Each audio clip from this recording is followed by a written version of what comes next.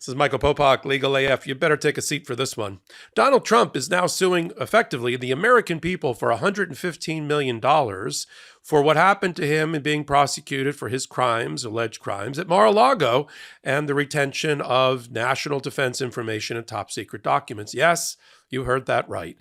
It's not enough that Judge Cannon, the judge in the Southern District of Florida, decided to do that which no federal judge, even up to the United States Supreme Court, has ever done, find that the special counsel is not appropriately appointed and wasn't appropriately funded, and dismiss the entire Mar-a-Lago prosecution against Donald Trump for his willful criminal retention of those documents. It's not bad enough of that.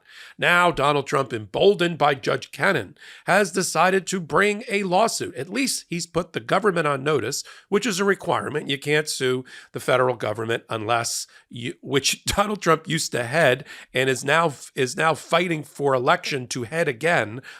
He's basically suing, not only his employer, he's suing the government that he once headed and he wants to head again.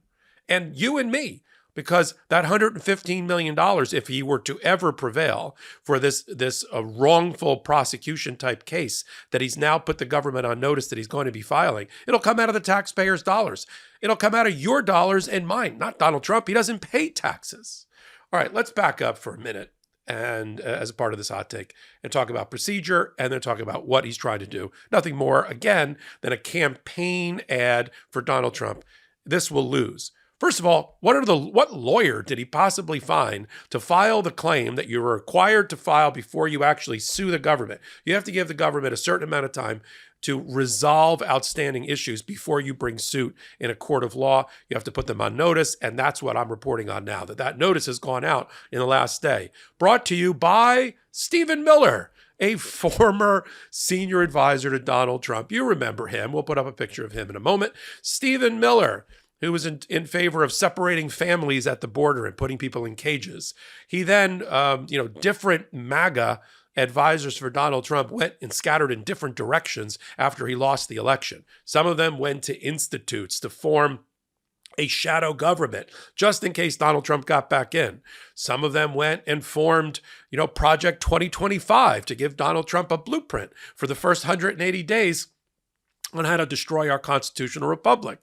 And some of them, like Stephen Miller, who's not a lawyer, set up a legal law firm, if you will, which is called America First Legal, AF Legal, not to be confused with Legal AF. As you can imagine, that's not something that we approved. So Stephen Miller has a bunch of lawyers. They run around filing a bunch of bogus lawsuits, challenging everything the Biden administration does. And now they're representing Donald Trump, and they put the government on notice that Donald Trump wants $115 million of your money. Now, the basis for his suit is that he claims that Jack Smith, the special counsel, didn't have facts, didn't have law, that the grand jury didn't hear evidence, that there wasn't enough facts demonstrating that Donald Trump on numerous occasions not only refused to return national defense information documents, top secret documents, things about our war plans and nuclear plans, things about our allies and enemies. He didn't just refuse to turn them over despite pretty please demands. He hid them. He obfuscated them. He used surreptitious means. He tried to bury the footage, drown the video. He used co-conspirators to hide boxes. He hid boxes from his own lawyer. He hid boxes from the government, from a federal magistrate, from a federal judge, a chief judge in the District of Columbia. That's what he's being accused of. That's the crime. But to Donald Trump, it was nothing more than a malicious political vendetta by the prosecutors to affect the outcome of the election and to stop him from returning to office. That's all they're saying in this. There's no other merits there. That's not even Judge Cannon. Even Judge Cannon, who was appointed by Donald Trump, who's been over her skis from day one, bent over backwards to help him and dismissed the entire case. Even she didn't find it was vindictive prosecution. Or that the case didn't have merit or would fall into the bucket of what we call malicious prosecution. But Donald Trump, you give him a finger and he'll take the entire nation if he can. And so he thinks he loves to sue. Let me sue ABC News because George Stephanopoulos properly reported what happened in the E. Jean Carroll case, in which he was found by not one but two juries to have sexually assaulted E. Jean Carroll. Let's sue ABC News. It's not my fault. It's George Stephanopoulos' fault. Let's sue the Pulitzer Prize Board. It's not my fault about Russia collusion and other things. It's the reporting about it. I didn't actually collude, despite what was found in the Mueller report. It's the Pulitzer Prize Board and the New York Times. Let's sue them as well. Hillary Clinton, let's sue her and the Democratic National Committee down in Florida. That one, he got $1 million sanction against him for a meritless political screed masquerading as a lawsuit. But because the justice system doesn't find him as of yet to be a vexatious litigant who just files ad nauseum over and over again meritless cases, even though I would also put on his tally, right, on his room bill, I would also put the 70 lawsuits that he directed to be filed to try to keep him in office, all that were dead losers. So 0 for 70. Donald Trump is effectively, except for a half a case against Mary Trump, his niece, right? And half a case involving attorney's fees against Stormy Daniels. Everything else he's lost, and lost big. Or he's filed a case against Michael Cohen. Remember that one? And right before he had to give a deposition, he dismissed that case because the case is not meant to be a case. It's not meant, just like this one isn't. It's not meant to be litigated. It's just a way for Donald Trump to have a talking point when he's campaigning. Not that he's campaigning that much. I've done a prior hot take that he's slowly walking away from his own campaign. He's quietly quitting. As we age, balancing our social life with next day responsibilities becomes trickier. That's why I'm thrilled to have discovered ZBiotics Pre-Alcohol, a game-changing product for responsible adults who enjoy a drink but have plans the next day. ZBiotics Pre-Alcohol is the world's first genetically engineered probiotic. Invented by PhD scientists, it's designed to address rough mornings after drinking. Here's the science. When you drink, alcohol creates a toxic byproduct in your gut. This byproduct, not dehydration, is what makes you feel rough the next day. Pre-alcohol ZBiotic produces an enzyme that breaks down this byproduct. Just make ZBiotics your first drink of the night. Enjoy responsibly, and you're set for a better tomorrow. Since I started using pre-alcohol before social events, I've noticed a significant improvement. After a night out with friends, I wake up feeling refreshed and ready for my day.